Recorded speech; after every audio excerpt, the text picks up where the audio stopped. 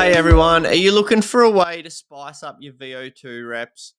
Are you sick of the tiny races on Zwift producing numbers like these ones?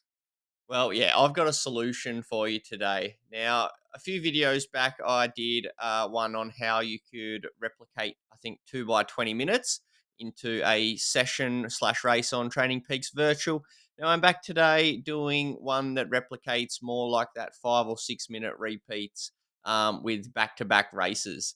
So the only thing drawing me to Training Peaks Virtual at the moment is event customization, on-demand events that suit exactly what you want to do for that day to provide motivation that you just can't get in any other format, workout.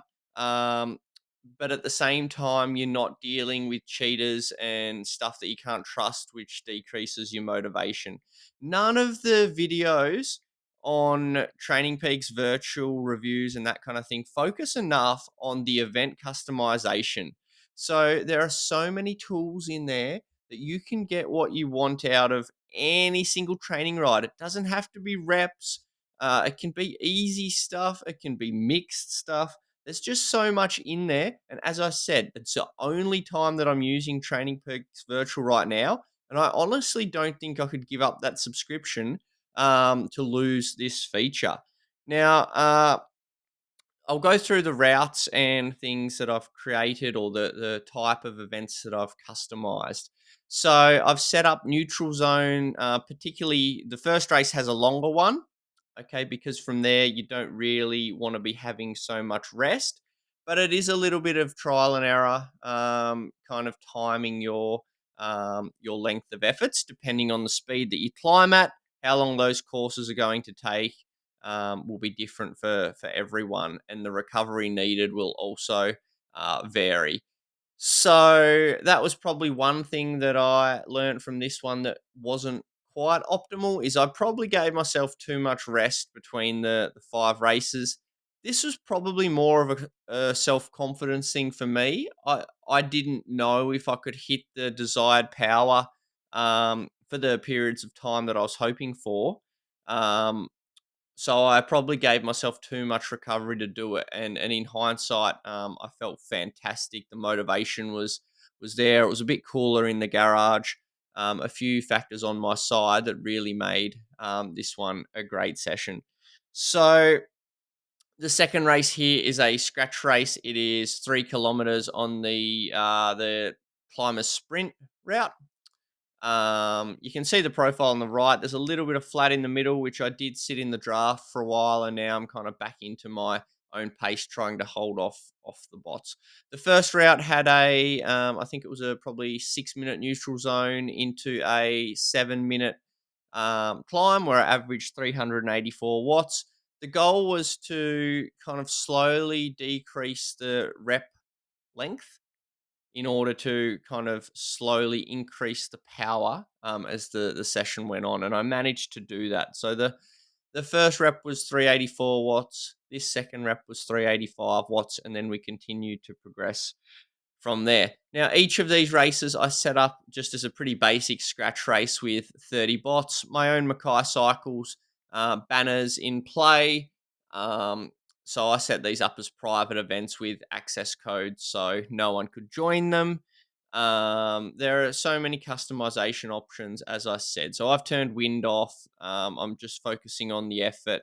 The third race here, there's a very short neutral zone because it's quite flat into a race to the 3K mark. So that's about 2.2 kilometers of racing. And you can see the bots are at a really good level here. I'm sitting in the wheels at almost 400 watts, knowing that they're on their limit, going out really hard. And then my plan is to just kick over the top with a K to go. And trying to hold these bots off provides that motivation that you just can't get in a 5 by 5 session. Well, I can't get it anyway. I just cannot hit these powers looking at a workout on a screen, telling me that I have to do 400 watts. Like I just can't do it. So, as I said, having this feature is just fantastic.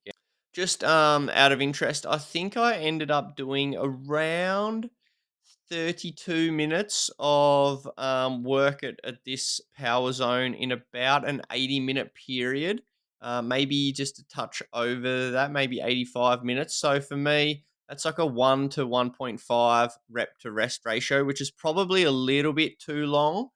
Um, so next time I do something like this one, I would probably look to decrease that. Some of these neutral zones in the final races, you can see this one had a 4 minute neutral zone. I could probably still include that as more of the recovery from the final wrap before we get into this one. This fourth race, I really like this climb. It's very draftable and very fast for the first few sections, but at the same time, like there's just something about it which it's probably my favorite climb on Training Peaks Virtual.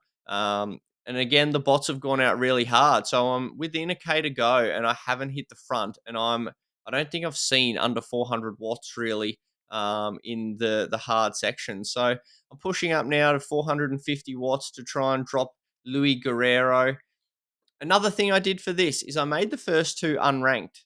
I did this in case that I didn't want to lose my rank because I was doing controlled efforts, but I ranked the final three to really try, and that's when I wanted to start to push myself to beat the bots. So coming up to the finish line in this one, and it is a 5 minute effort at 420. I continue past the finish line because I could tell it was a bit sub 5 minutes that race, and I thought this is good power. I feel good. Let's go. Final race is I think this is on a bit of everything reverse loop. It had a 1K neutral zone that I set up before we hit the climb proper. And as soon as the gradient went up, I got into my work to try and hold off these bots. This is quite a mixed climb. One thing I love about TPV is the virtual shifting.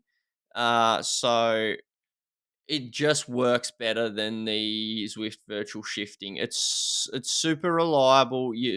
There's no kind of grab in it like there is in the Zwift virtual shifting, and I find I'm able to really sustain high powers on this game because you can always see the route profile as well. So you're able to kind of shift in advance as to what's going to happen next. So I use that to keep my power well up over 400 watts here into the final kilometer, and it's starting to get pretty hard. My heart rate's over 170. I allow myself a quick breather on that little dip before kicking to the line. So, if you've enjoyed today, let me know. If you want some tips to set up these events, also let me know. Remember my deal through Mackay Cycles for the month of January. I'll put that up on in the background. Um, so here are the statistics from the 5 rides.